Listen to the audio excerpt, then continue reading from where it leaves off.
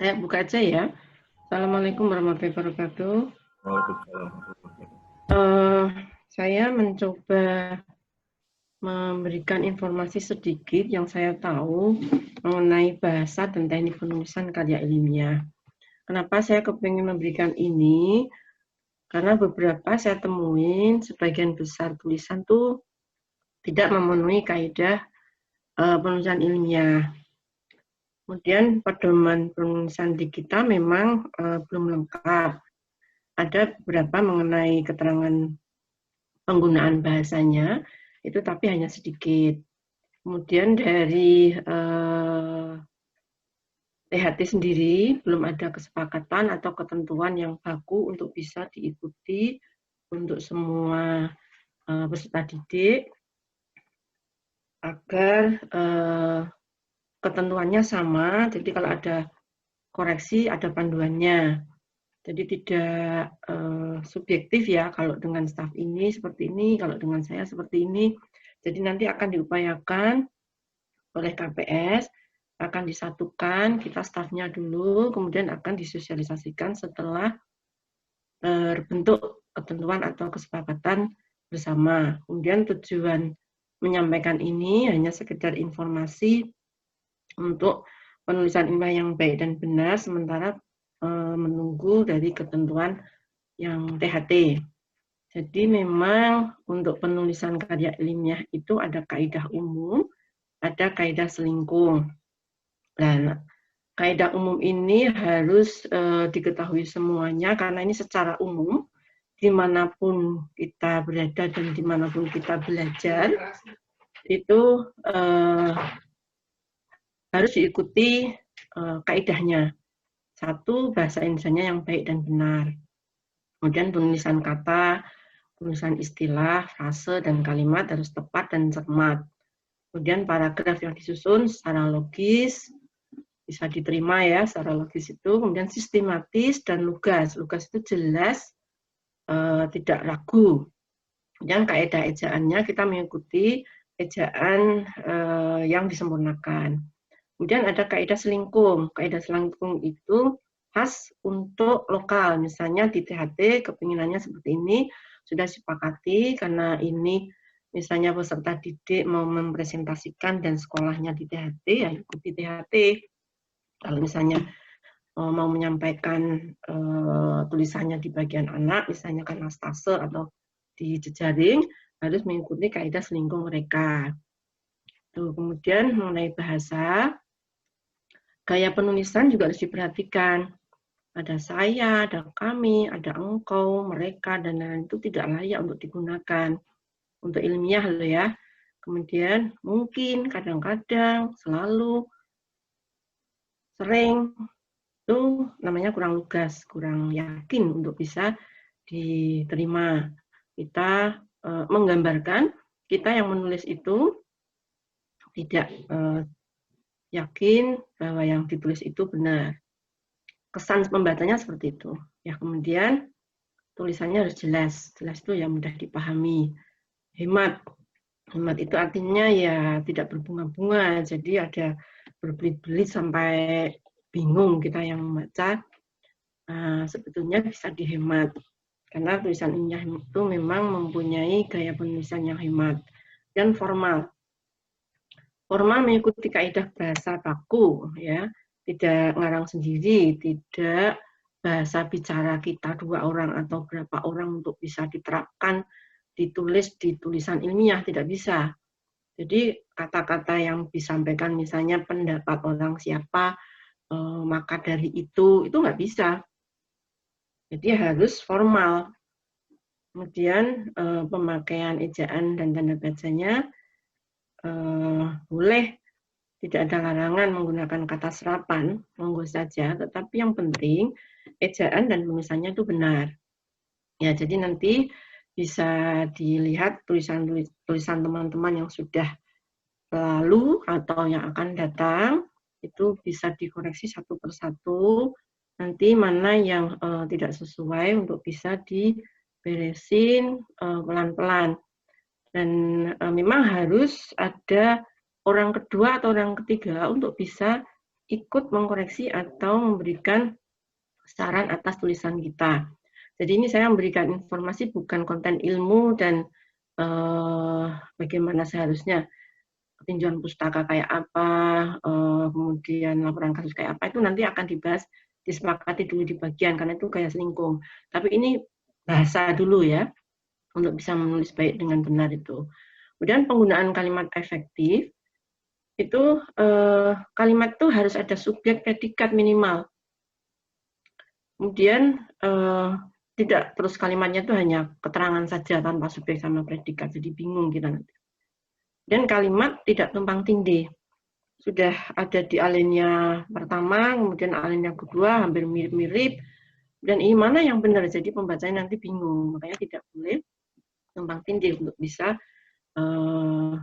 membuat tulisan ilmiah yang bagus. Itu. Kemudian subjek tidak didahului kata depan. Misalnya namun apa, kemudian tetapi, jadi pokoknya kata keterangan di depan kalimat itu tidak diperbolehkan. Kemudian kalimat itu harus berinduk ya, ada induknya, ada anak kalimatnya, bukan anak kalimat semua. Nah, anak kalimatnya juga harus logis, tidak salah tafsir ya. Kemudian kalimat tidak bermakna ganda, jadi tidak double maknanya, sehingga kalau double bingung nanti kita yang membaca. Kemudian penggunaan kalimat yang efektif dan cermat ini itu sebetulnya bisa menggambarkan kemampuan penulis dalam menyampaikan informasi secara tepat dan cepat. Jadi kita sebagai staf atau pembaca itu bisa menilai bahwa orang ini yang menulis itu kemampuannya seperti apa sih, nulis kok seperti ini. Jadi mohon maaf kadang-kadang, aduh pusing ya ini, harusnya menulisnya tuh seperti ini, tapi keluarnya kok muter-muter nggak genah, intinya nggak ada, tidak sesuai judul, itu kan sayang banget. Padahal kasus itu atau tulisan itu bagus, ya.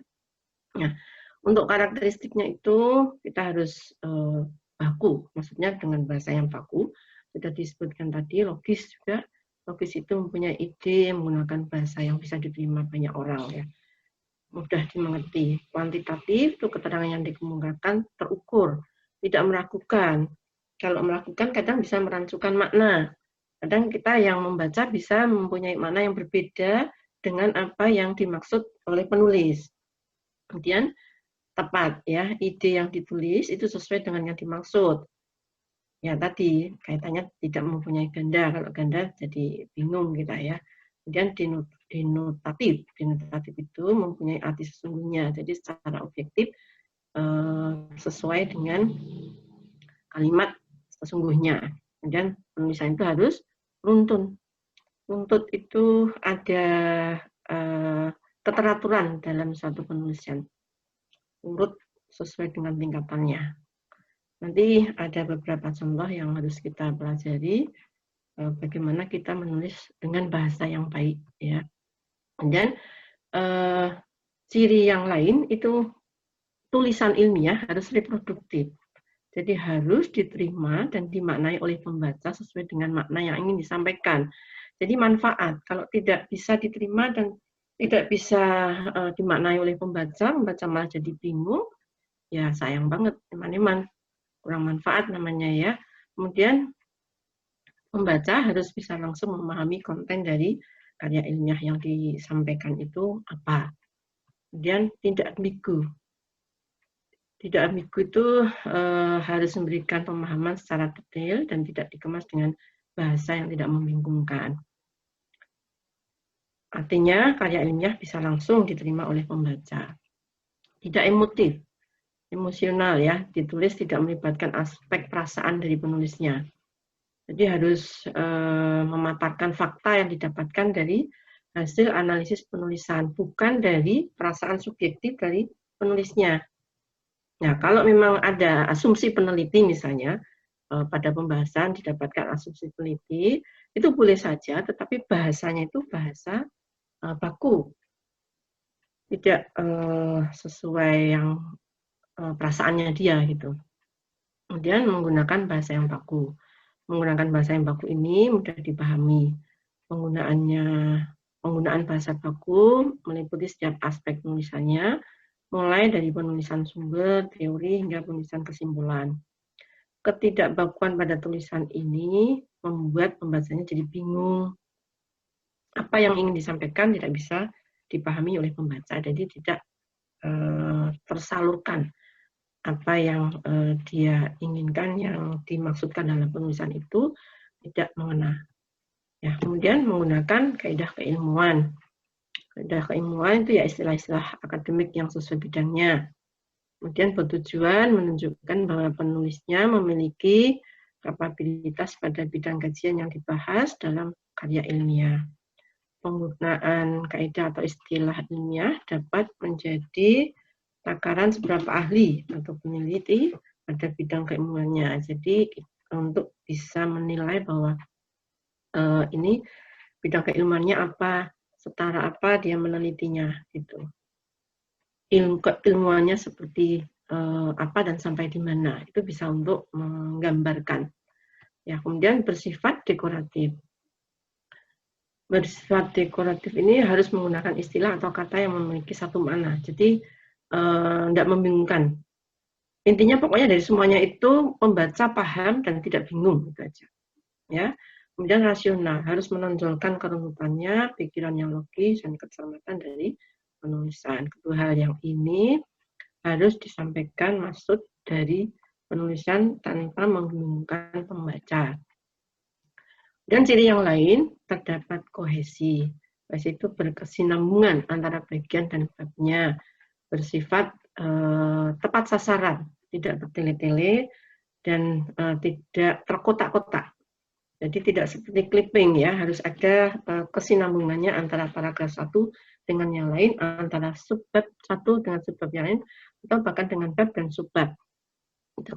Kemudian setiap bagian atau babnya harus memiliki alur logika yang saling bersambung. Penyampaiannya harus tepat sasaran, dan apa yang ingin disampaikan itu harus tersirat di situ. Kemudian tadi sudah disebutkan ya, tidak subjektif, tidak emosional, harus bersifat objektif, menggunakan kalimat efektif, tadi tidak berputar-putar, membaca tidak bingung. Nah, kaidah selingkung itu berarti kita memang harus mempunyai pedoman khusus untuk THT, pedoman di penulisan jurnal, di laporan kasus, atau di tinjauan pustaka, atau bahkan karya akhir, itu memang kita harus ada untuk bisa sebagai patokan gaya selingkung kita, khasnya kita di apa.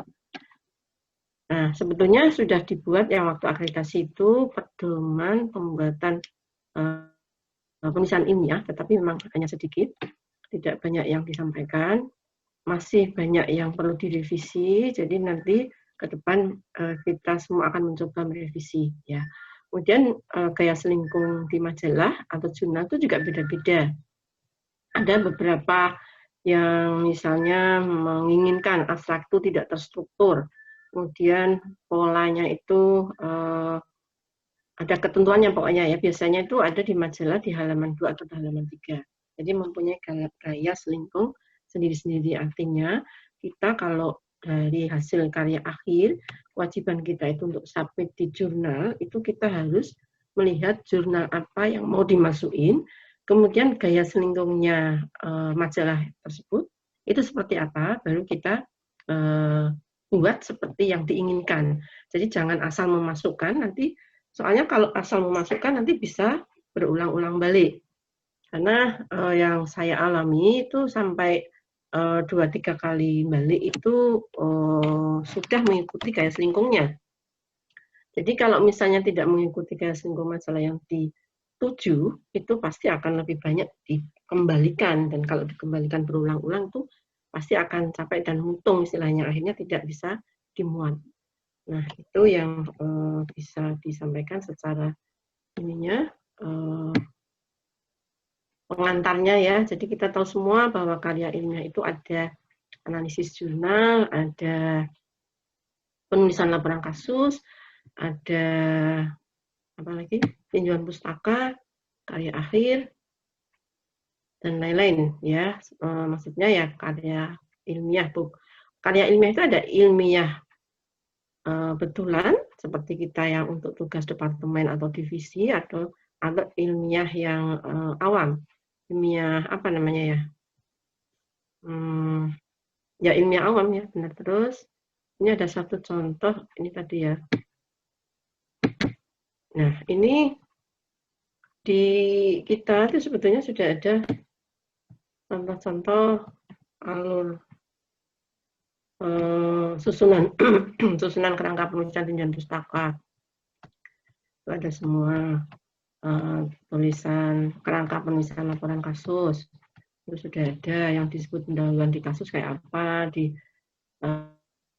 bagaimana laporan kasus itu apa saja, bab 3 itu bagaimana mengupas laporan kasus. Nah, tapi ini kadang-kadang belum diikuti oleh teman-teman karena mungkin teman-teman belum sempat untuk membaca yang pernah kita ini kan buat gitu. Jadi nanti tolong, kayaknya teman-teman sudah punya semua ya, tapi belum semuanya dibaca. Jadi ya itu tadi gayanya sendiri-sendiri. Nah ini juga setelah saya lihat itu cuman pembahasan tentang bahasa itu cuman sealinea ini, satu paragraf. Nah, di sini sudah ada satu unsur yang mengatakan bahwa menggunakan kalimat yang lengkap ada subjek, predikat, objek, dan keterangan. Bila diperlukan. Kalimat dibuat pasif tanpa kata ganti orang pertama. Jadi saya, kamu, kami, itu tidak perlu dan tidak layak untuk disayangkan.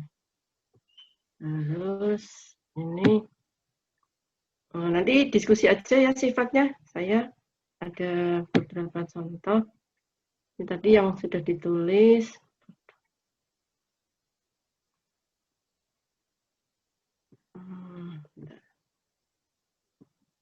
Nah ini. Nggak bisa. Ini bentar. Ini punyanya. Jadi ini ada satu contoh saja ya. Nanti perlu dibahas bersama. Ini saya ambil dari punya Prima yang besok mau ini ya, besok mau maju. Ya, Prima ada nggak di sini? Halo?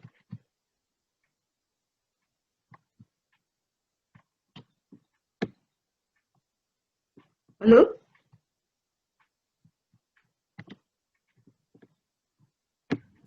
Salah satu residen menjawab dong. Ada nggak? Kok diem semua? Ada dok, kalau di sini. Ada semua ya?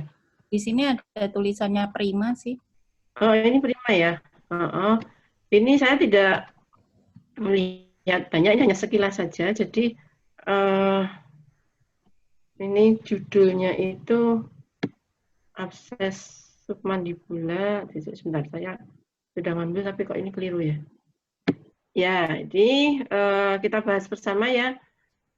Jadi ada beberapa yang membingungkan ini Pak Prima. Jadi mohon maaf, ini kebetulan kan saya mendapat email terakhir yang masuk ke saya untuk baca besok. Jadi kena ini, mungkin teman-teman juga hampir sama ya. Ini hanya untuk perbaikan, walaupun sedikit pengaruhnya, tetapi kalau tulisan itu membingungkan orang kan kurang manfaat ini. Gitu enggak, Nah? Halo? Iya dok, setuju dok. Nah, di akhir presentasi dokter saya kasih kesimpulan dok, nggak apa-apa dok. Ini ya, jadi si Prima itu mengambil judul satu kasus abses submandibular dengan komplikasi kelumpuhan nervus 9, 10, 12. Ya, saya membahas dari sisi bahasa ya. Kalau sisi ilmunya mungkin saya tidak kompeten ya. Saya tidak tahu apakah ini sudah direvisi atau diberikan ke staf pembimbing untuk bisa dikoreksi. Sudah dikoreksi atau belum, saya tidak tahu tentang itu. Pokoknya tidak membahas itu, tetapi kita mau membahas model yang seperti ini. Bagaimana ini dari tadi kesinambungannya belum ada. Tadi kan ada ya, menulis itu harus ada kesinambungan antara bab, subbab, dengan paragraf satu dengan paragraf yang lainnya. Ini baru di pendahuluan ya Pak Prima. Jadi tadi judulnya abses submandibular komplikasi parese nervus 9, 10, 12. Nah, awal yang ditulis oleh Pak Prima itu abses leher. Kemudian sampai ke bawah ada abses di ruang submandibular. Sampai ke bawah setelah saya baca juga tidak ada yang mengatakan dan tidak ada muncul tentang paresenya. Nah, terus ada kata-kata keterangan sebelum subjek. Selain ini saya merah-merah, kemudian ada yang kuning merah itu membingungkan, merah kuning ini yang terakhir dengan yang kedua tidak ada kesinambungan, kemudian ireng kuning itu jadi membingungkan karena infeksi di ruang submandibular biasanya ditandai dengan pembengkakan di bawah rahang baik unilateral maupun bilateral. Kemudian di sini juga ada keterangan lagi yang hijau ini double paham, double apa namanya tadi itu? Yang mana mestinya harus harus dipilih salah satu yang kira-kira memahamkan pembaca, kemudian kata atau kalimat yang mengambil dari buku lain itu tidak harus plek, tidak harus sama, ya harus bisa dimaknai dulu, kemudian dimasukkan dalam tulisanmu dengan bahasa yang baku. Tuh, ya jadi ini coba di pelan-pelan ya. Satu kasus abses submandibular dengan komplikasi kelumpuhan nervus 9, 10, 12. Mestinya kalau mau definisi dulu, ya abses itu apa, kelumpuhan itu kenapa, hubungannya apa dengan abses. Kemudian kalau mau dibahas tentang diagnosis sampai komplikasi sampai prognosis, ya paling tidak harus ada sedikit tersirat di pendahuluan. Nah, tujuannya seperti ini, jadi tambah bingung ya. Tujuan penulisan sebagai pengetahuan dalam mendiagnosis pasien mengetahui diagnosis dan penata laksanaan pada kasus abses submandibular yang memiliki komplikasi ke arah disfagi. Kan tidak gatuk gitu loh. Nah, ini koreksi saja. Ini sekedar komen dari saya.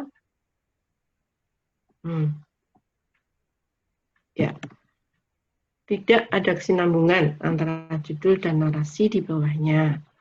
Yang saya biru-biru ya. Masih ada kata dan kalimat sebelum subjek. Merah. Antar paragraf tidak ada kesinambungan. Bahasa membingungkan. Nah, solusinya kalau tata tulisan itu seperti ini, 1, 2, 3, 4, 5, 6. Itu harus ada unsurnya seperti itu. Kemudian bahasa penulisannya seperti yang saya sampaikan tadi. Nah, dari situ kita harus bisa belajar untuk mencermati dan memperbaiki dalam hal bahasa agar si pembaca tahu. Ini baru pendahuluan ya Pak Prima.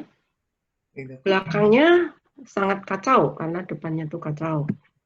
Sehingga perlu nanti untuk diperbaiki setelah maju. Kemudian penulisan setelah ini harus lebih bagus karena harus ada kemajuan. Karena sudah pernah dikasih tahu dan sudah pernah dikoreksi. Harapan dari para staf itu kalau menulis jurnal 2 kali, yang pertama agak amburadul itu kita betulkan, dengan catatan mengajukan jurnal yang kedua harus baik dan benar. Begitu pula tinjauan pustaka, ada 1, ada 2. Untuk menuju ke laporan kasus, karena tinjauan pustaka dengan laporan kasus itu punya ketentuan tersendiri, jadi laporan kasus yang pertama tidak bagus, tidak apa-apa, karena kita masih dalam proses belajar ya. Tetapi setelah dibetulkan, itu harusnya yang kedua, 3, 4 lebih bagus. Bukannya tambah jelek dan tidak ada perbaikan sama sekali. Itu artinya mengabaikan apa yang kita sampaikan dan tidak ada progres dalam belajar. Itu ya. Nanti dibuat jelas ya Pak Prima. Jelas, lugas, formal, sistematis, menuntun, efektif, dan cermat. Nah, ini contoh dari satu tulisan. Bawahnya masih banyak lagi. Tapi tidak usah ditayangkan nanti jadi stres ini Pak Prima ya. Yang lainnya saja wis. Ini punya Anda itu tentang tinjauan pustaka Neroma Akustik. Saking banyaknya aku jadi sampai pusing. Terus saya menulis saja. Sakit hati apa enggak, aku enggak ngerti nih. Gimana ini? Ini punya Norma, deh. Norma apa Anda ya? Lupa aku.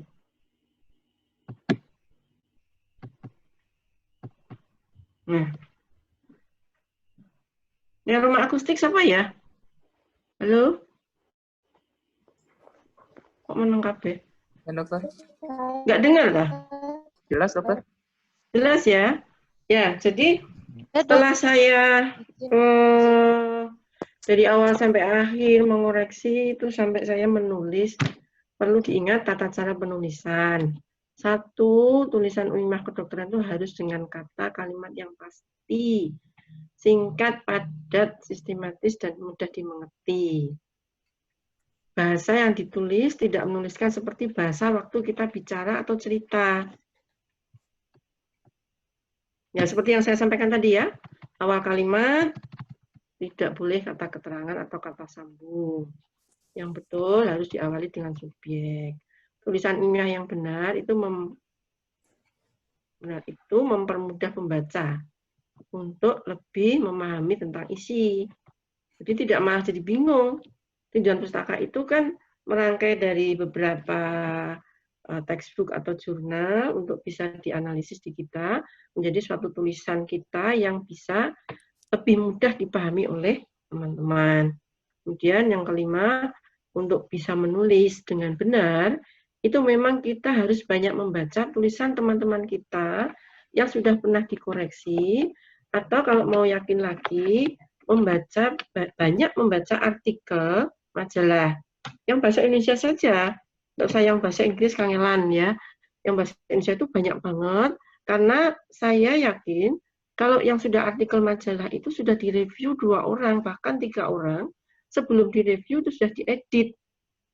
Jadi lebih bagus lah, paling tidak seperti itu ya. Nah ini contohnya sampai banyak merah-merahnya,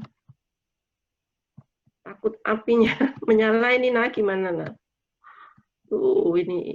Ini pendahuluan, ini judulnya Neroma Akustik ya. Ini banyak yang saya komentari. Jadi kalau mengenai anatomi Neroma Akustik mengenai nervus 8 ya udah anatomi fisiologi nervus 8 saja.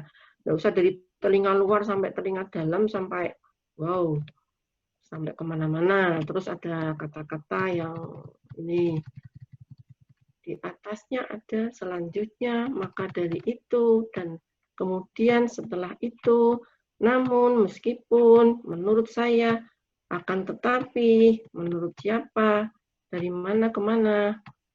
Wah ini banyak sekali, tapi sudah direvisi. Mohon maaf ya, ini yang bersangkutan tidak usah tersinggung karena ini untuk perbaikan bersama. Terus, mungkin kalau menurut saya mungkin dari residen mungkin sudah paham dok. Jadi mungkin kalau untuk contoh mungkin sudah cukup ya dok. Ya. Tetapi kita perlu highlight lagi aja apa-apa yang harus diperhatikan. Kalau saya melihat memang tadi dari yang sudah Dokter Muya sampaikan itu yang pertama adalah penggunaan bahasa Indonesia yang baku.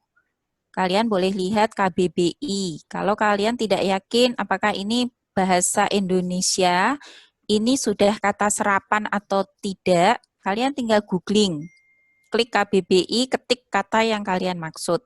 Di situ akan muncul. Itu memang ada di bahasa Indonesia, itu adalah bahasa serapan, itu tidak muncul di KBBI yang artinya bukan bahasa Indonesia yang baku. Ya, jadi kita yang baru kelihatannya tidak menggunakan EYD ya dok, tapi kita pakainya KBBI ya. Jadi kita pakai yang baru, tapi EYD tidak salah, cuman ada yang lebih baru. Kemudian yang kedua, tulisan ilmiah berbeda dengan bahasa kita sehari-hari. Jadi memang pada tulisan ilmiah ditulis sebisa mungkin SPOK, subjek selalu di depan. Kalau tidak bisa, memang kita tidak mungkin ya dok menulis semua subjek di depan. Kadang-kadang kita menggunakan ya atau istilahnya kita menggunakan di awal bukan subjek. Jadi kata pengantar awal bukan subjek, diizinkan asal tidak banyak dan bukan di awal paragraf. Jadi yang perlu diingat awal paragraf harus selalu subjek. Yang berikutnya tadi yang saya garis bawahi adalah penggunaan kata yang berlebihan. Kita memang muter tadi ya. Kenapa dok? Muter-muter. Ya. Beberapa dari teman residen memang hobi menggunakan kata yang berlebihan. Tidak perlu dalam tulisan ilmiah, dalam bahasa sehari-hari pun melaporkan sesuatu, ingin menyebutkan seorang pasien dengan KLL. Nanti bicaranya bisa, tadi di UGD ada pasien diantar sama keluarganya, tadi waktu itu ternyata keluarganya, makanan sama minuman gitu. Jadi maksudnya tidak to the point. Jadi yang wajib kita ingat pada saat kita menulis ilmiah, kita harus irit kata-kata.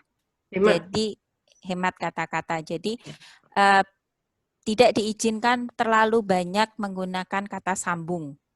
Apalagi kata sambung berlebihan seperti demikian halnya itu. Maka dari itu. Ya, karena yang dinilai bukan tebal tipisnya karya ilmiah kalian, tetapi mutu atau kualitas dari karya ilmiah yang ditulis itu. Sama alur pikirnya. Ya, terus itu nanti untuk alur pikir saya sedang menyusun dibantu Chief Dok untuk gaya selingkung di tempat kita. Jadi nanti kita sepakati dulu di staff, baru nanti kita akan sampaikan ke residen. Tapi pada prinsipnya judul, kemudian tujuan, dan isi itu harus koheren dalam artian satu alur. Kalau kalian kesulitan membuat alur, ingat lagi pelajaran bahasa Indonesia waktu SD.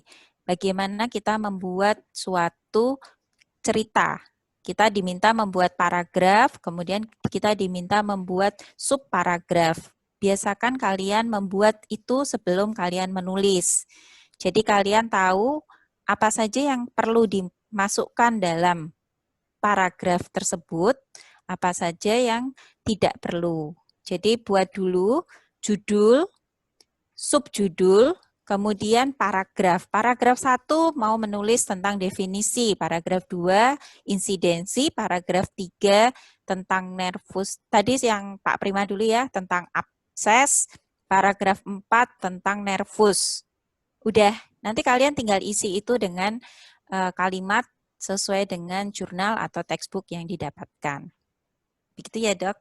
Ya, terus ada kesinambungan di antara paragraf satu dengan paragraf lain. Itu. Ya, itu nanti akan, sebetulnya itu tugas dari pembimbing untuk mengarahkan, cuman kita memang sebagai penulis harus bisa membuat dulu. Jadi tidak selalu keliru. Pada seperti yang disampaikan Dr. Muyas, untuk jurnal pertama, tinjauan pustaka pertama, dan laporan kasus pertama, apabila ada kekeliruan, ada banyak revisi, biasanya tidak begitu mempengaruhi penilaian kita karena dianggap ini proses pembelajaran. Tetapi begitu itu maju untuk jurnal kedua, tinjauan pustaka kedua, laporan kasus kedua, 3, apalagi 4, dinilai kalian tidak memperhatikan. Jadi aspek penilaiannya akan berbeda. Karena semakin senior, harapannya adalah semakin terampil. Yang jadi kelemahan kita, semakin senior, merasa semakin diburu-buru waktu, jadi membuatnya asal-asalan, asal jadi, asal dipresentasikan, yang penting tugas terpenuhi. Nah, itu yang tidak diinginkan. Gitu ya, Dok? Betul. Jadi, minta tolong teman-teman untuk bisa diperhatikan. Memang ini nanti di daerah mungkin tidak ada gunanya, tetapi ini proses yang harus ditempuh untuk bisa lulus. Itu mohon diperhatikan, jangan diabaikan ya. Dan ini suatu proses pembelajaran untuk bisa menulis dengan baik.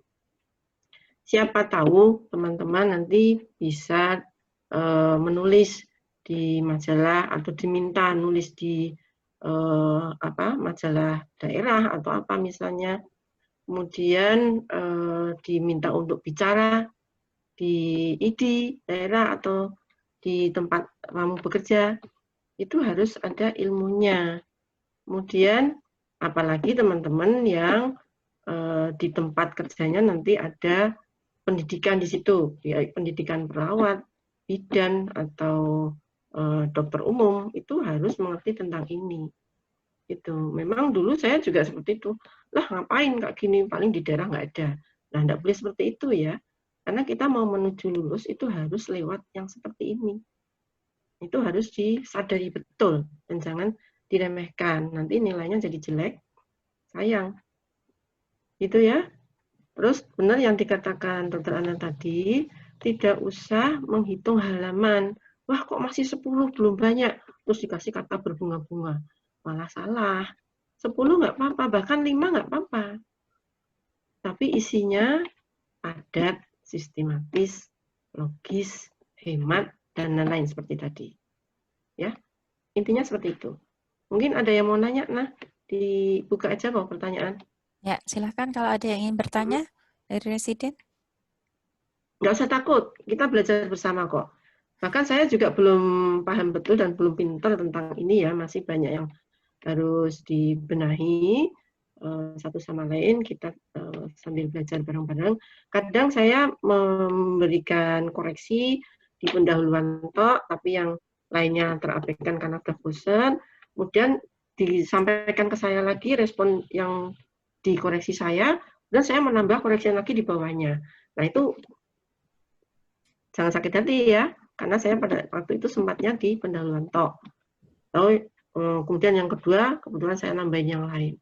Karena saya waktu itu baru ingat misalnya. Itu, jadi kita sama-sama belajar.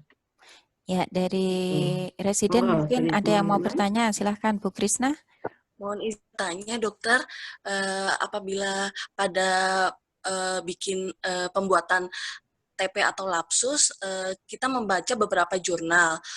Saat membaca beberapa jurnal tersebut, kita menyimpulkan dan kita masukkan dalam TP, apakah boleh dokter? Atau satu jurnal kita kutip, kita masukkan, dan jurnal lain kita kutip, kita masukkan dokter? Mohon advice-nya dokter. Kalau membaca jurnal, itu kan yang dibaca hasil dari jurnal itu. Mengutipnya yang hasilnya. Bukan diskusinya dikutip, pendahuluannya dikutip, gitu kan? Kalau tidak salah seperti itu, Nena. Jadi mungkin maksudnya Bu Krisna gini, jadi misalnya dari beberapa jurnal menyebutkan insidensi jurnal A, OMA itu 9%, jurnal B menyebutkan insidensinya 8%, seperti itu mungkin ya Bu Krisna, kemudian mau dikompilasi. Yang baik malah itu adalah cara menyadur yang benar. Jadi kalian tidak copy paste mengindonesiakan dari jurnal, tetapi kalian mengumpulkan beberapa jurnal, diambil intisarinya, kemudian ditulis ulang dengan bahasa sendiri. Dan di situ nanti tinggal citasinya ditulis jurnalnya sesuai referensi nomor misalnya 1, 3, 10. Atau misalnya dari referensi nomor 1 sampai 5. Boleh 1 strip 5 gitu nggak apa-apa.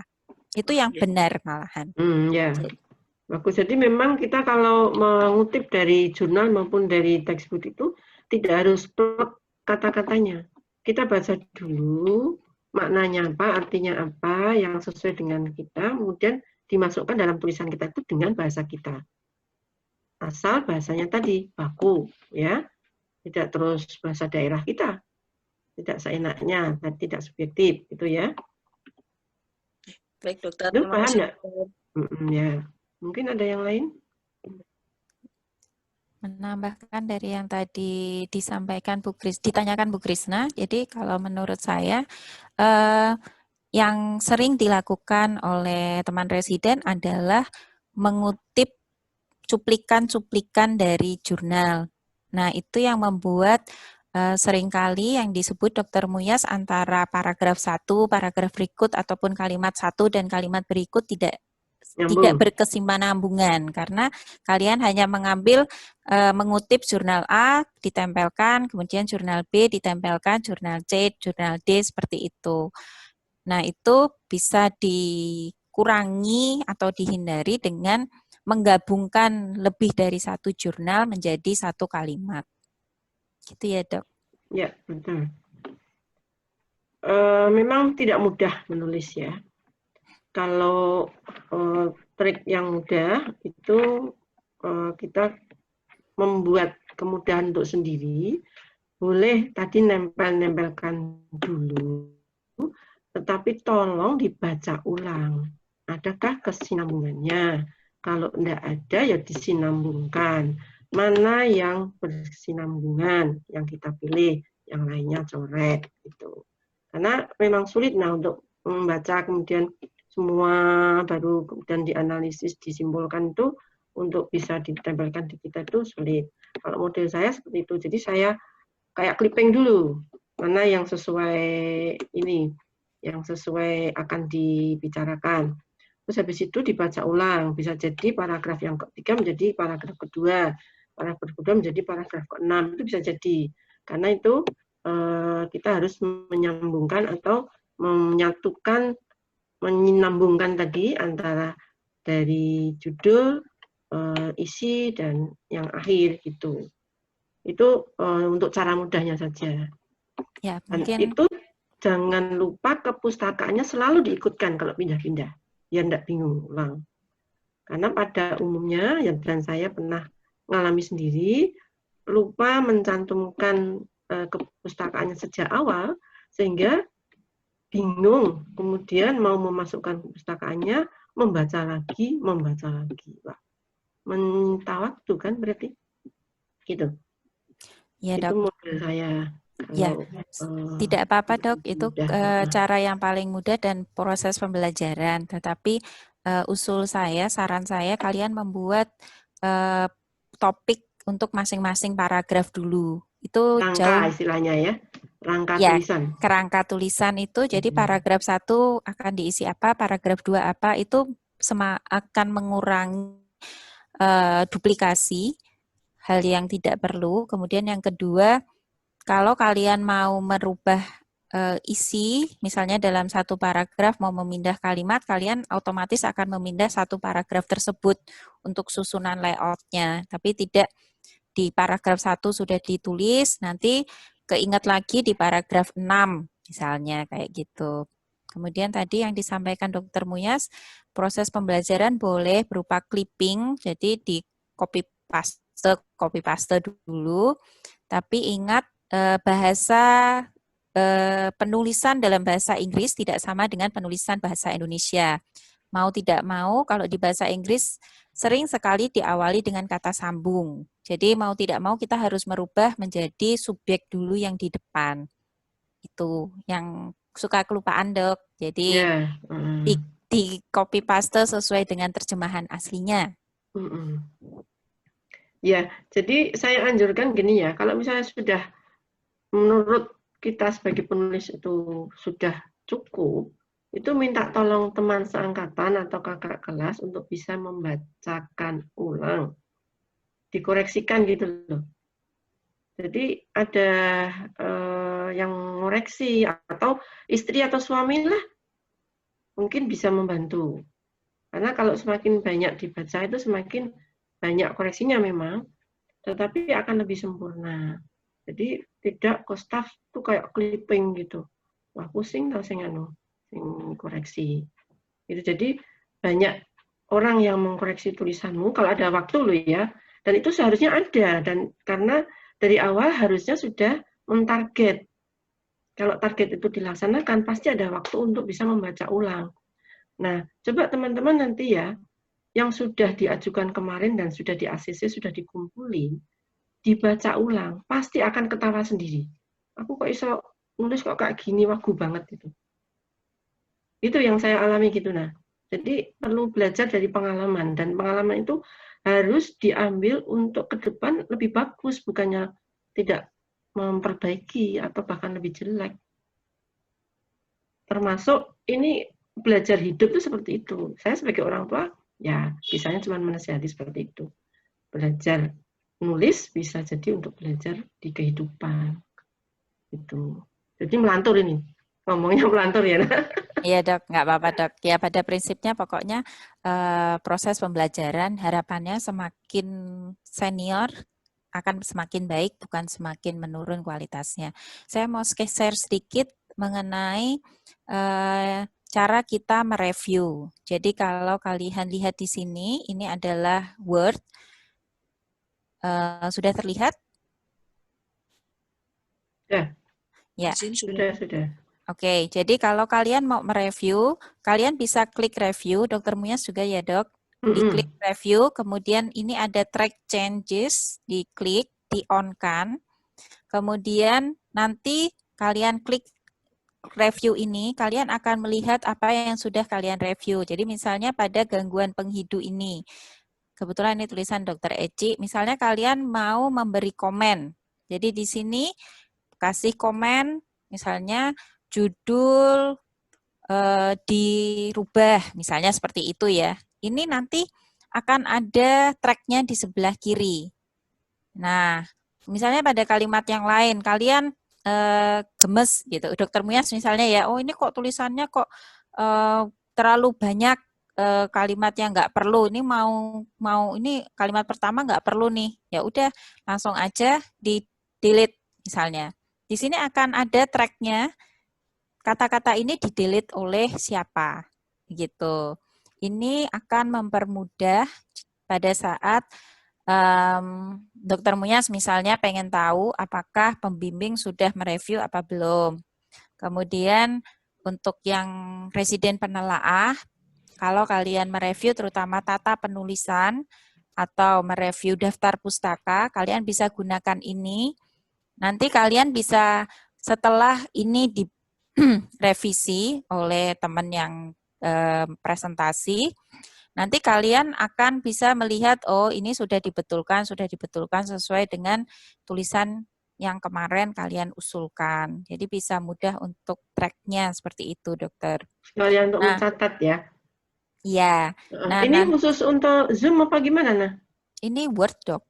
Oh, Word biasa? Saya pakai Word biasa yang kita pakai. Jadi dokter kalau buka Word-nya pasti ada dok di sini home, insert dan lain-lain ada review. Review, saya sudah pakai itu. Diklik terus review. New comment.